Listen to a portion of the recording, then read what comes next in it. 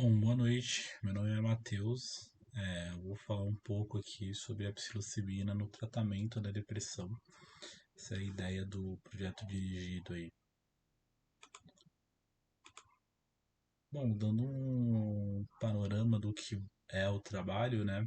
Ele vai ser uma revisão bibliográfica, onde alguns artigos são selecionados para testar a hipótese de que a psilocibina pode ser funcional no tratamento da depressão persistente, de depressão crônica, depressão resistente, né?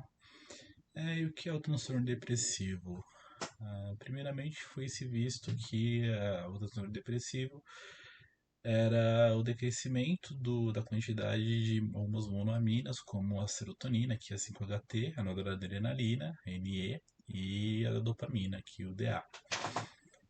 Bom, hoje em dia a gente tem uma visão um pouco mais complexa, né? A gente estuda a depressão como um processo neuroinflamatório que envolve diversos sistemas. Aqui no quadro da esquerda a gente está vendo um quadro de estresse clássico, né? Causado, por exemplo, pela cortisona, onde algumas células, como a microglia e o astrócito, mudam sua conformação fenótipica, né? E liberam algumas citoquinas, né, que têm características pró-inflamatórias, ou seja, elas aumentam processos inflamatórios. Nesse caso da direita, esse é o caso da depressão, esse processo se torna crônico, ou seja, ele se torna recorrente e retroalimentativo. E isso não é muito legal para o sistema nervoso, porque, por exemplo, a microglia na sua forma M1 causa poda sináptica. E a poda sináptica quer dizer que a gente perdendo algumas sinapses aí, o que não é interessante para o nosso sistema nervoso. Um processo desse de forma descontrolada, óbvio, né? Existe fisiologicamente a poda sináptica. Essa figura ela mostra de uma forma mais profunda esse processo que acontece aqui. Eu vou exemplificar aqui, como o tempo é curto, somente a interleucina TNF-alfa, a citoquina TNF, perdão, TNF-alfa, que é uma proteína apoptótica, né? E nesse caso aqui ela está mostrando que está levando a apoptose no oligodendrócito. É importantíssimo, pois é ele que faz a mielinização na bainha de mielina no sistema nervoso. E sem a bainha de mielina no neurônio, ele não vai funcionar da forma correta, podendo causar um dano aí quase que irreversível em uma rede neural inteira. Bom, então como nós vamos tratar de serotonina, é interessante falar dos receptores serotonérgicos, principalmente do 5-HT2A, que é onde a psilocibina atua. Bom, aqui no próximo slide, a gente vai falar um pouco da hipótese do estudo, que é o que? A psilocibina ela atuando como um fator que pode levar ao tratamento do transtorno depressivo maior. Como a gente vê aqui nessa figura, a psilocibina entra no sistema nervoso, dessa forma aqui como psilocibina, ela é fosforilada em psilocina, e a gente pode observar que estruturalmente são duas moléculas muito parecidas, a psilocina e a psilocibina.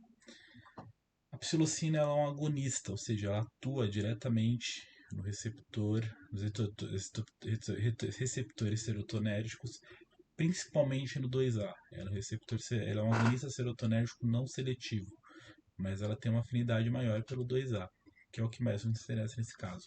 A psilocina é um dos cogumelos mágicos, chamados cogumelos mágicos, né, mas são os cogumelos do gênero Psilocybe cubensis, encontrados na natureza e usados pela humanidade há alguns milênios. Bom, hoje em dia no tratamento da depressão nós temos duas drogas assim que são bem utilizadas, acho que muitos de vocês devem conhecer, que são os ISRS, os inibidores seletivos da recaptação de serotonina, que são representada aqui a situação onde ele inibe a recaptação da serotonina pelo sistema nervoso, aqui tem todo um processo um pouco mais complexo do que isso aqui, mas deixa mais serotonina à disposição na fenda sináptica, tentando assim resolver o problema da depressão. E temos os imaus, que são os inibidores de monoaminoxidase, que é essa enzima aqui que degrada todas as monoaminas possíveis, assim. desde a serotonina até a psilocina, se dá psilocibina, o DMT, o LSD, são todas monaminas degradadas pelo IMAL. Então você inibe a IMAL, você vai ter mais serotonina disponível no sistema nervoso, na fenda sináptica, na verdade. Bom, esse exemplo mostra o LSD, mas o LSD estruturalmente é muito parecido com a psilocina. Então a gente pode usá-lo aqui como exemplo. Mas a forma de atuação é a mesma. Ele, ao invés de fazer todo esse processo aqui, ou inibir a recaptação, ou inibir uma enzima, ele vai atuar como um agonista, ou seja, ele vai entrar na fenda sináptica e se ligar ao receptor 2A e aí começar toda a cascata de reações aí envolvidas na ativação desse receptor. Bom, no delineamento foram escolhidos alguns artigos para basear essa hipótese de que a serotonina, a psilocibina atua como fator antidepressivo e tem um potencial farmacológico aí no tratamento da depressão. Esse primeiro artigo ele diz as implicações em pacientes que estão fazendo psicoterapia acompanhadas de psicodélicos, nesse caso a psilocibina. Foi feito um estudo de fMRI para observar em quais regiões do sistema nervoso ela estava atuando, né? É um estudo duplo cego, onde se viu que os pacientes que tomaram psilocibina tiveram alguma melhora na sua resposta no tratamento ali, e se viu que áreas como córtex pré-frontal e hipocampo foram bastante ativadas durante essas sessões e são áreas responsáveis por memória de longo prazo, o que a gente liga muito isso a processos depressivos, processos de estresse pós-traumático, enfim, memórias consolidadas.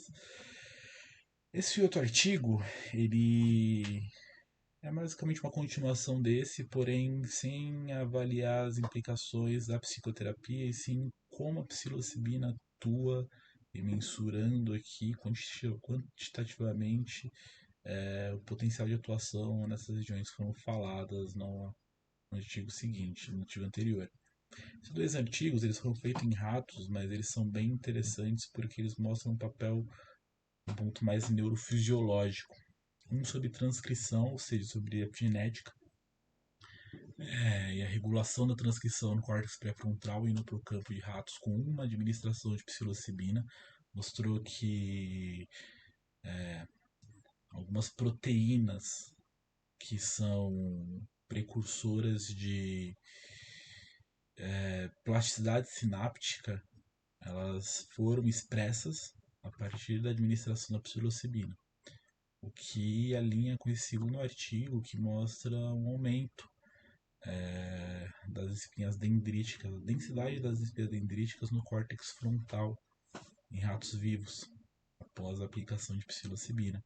Então, linkando um artigo com o outro, esse mostra aqui uma alteração epigenética que aumenta a liberação de moléculas ali, proteínas que levam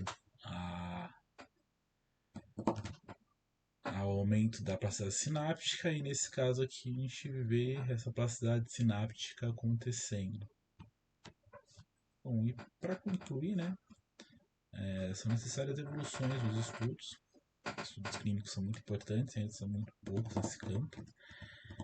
Os organoides cerebrais se mostram um ótimo ponto para se estudar. O organoide cerebral é basicamente um cérebro feito em laboratório a partir de células-tronco. Então, a gente pode trabalhar com organoides em 2D, vendo só o neurônio ali, alterações epigenéticas nele, como um modelo complexo como esse aqui, em 3D, que é possível analisar toda uma rede neural ali e observar o que a psilocibina faz nessa rede, como ela todos esses processos de neuroinflamação, enfim, não apenas no receptor ali específico serotonérgico, né? E também aqui eu achei interessante colocar uma possível cadeia produtiva, pois isso aqui não é barato de fazer e a UFABC ela possui muito conhecimento em relação a um curso interdisciplinar com diversos cursos que podem colaborar aí para o desenvolvimento e barateamento de técnicas onde a gente possa desenvolver organoides cerebrais e difundir a pesquisa e evoluí-la. Bom, é isso.